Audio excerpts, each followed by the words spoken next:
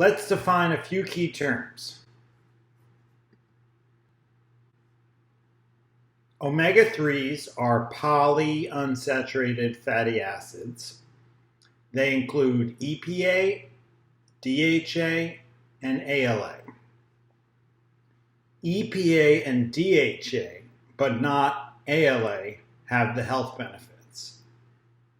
EPA and DHA come from marine sources like fish and algae. ALA comes from sources like walnuts, chia, flax, all land-based plant sources. There is a certain extent whereby the body converts ALA to EPA and DHA, but the conversion rate varies among individuals and is generally quite low. What this means is that for this recommendation, we're talking about getting EPA and DHA when we talk about omega-3s, and what that will translate into is marine sources. And that's not just seafood. Vegans can take algae form of omega-3 supplements if they are not able to eat seafood. One serving of seafood is 3 ounces, so we're talking about 6 ounces per week. When we're talking about the benefits of omega-3s in seafood, we also need to be aware of the risks of mercury in seafood. To remember which seafood are highest in EPA and DHA, while also being low in mercury, we use the acronym SMASH. And I'll go over what that stands for in a moment. Here's a graphic showing you what a serving of seafood looks like. It can fit into the palm of your hand. It's 3 ounces. And this table illustrates well the good and the bad fish.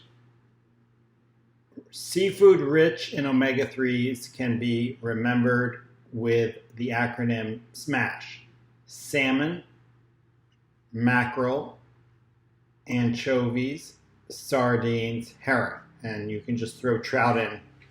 It's not as high as the other 5, but it's listed on this table, so I have to say something.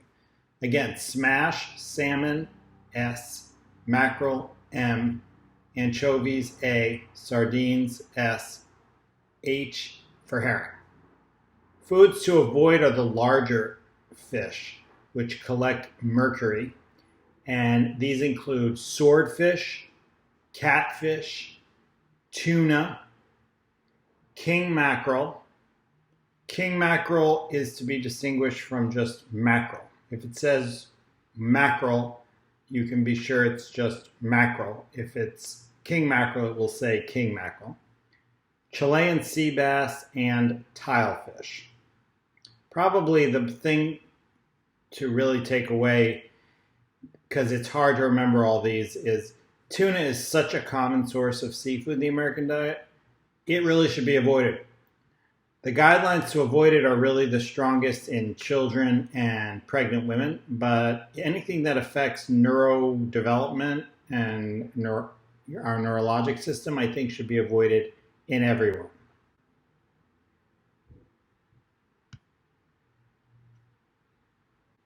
And what is the prevalence of this habit in the American population?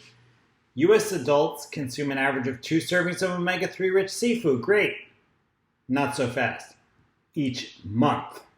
The goal is to be consuming 2 servings per week. Americans are only consuming 2 servings per month, so about a quarter of the intake that's recommended.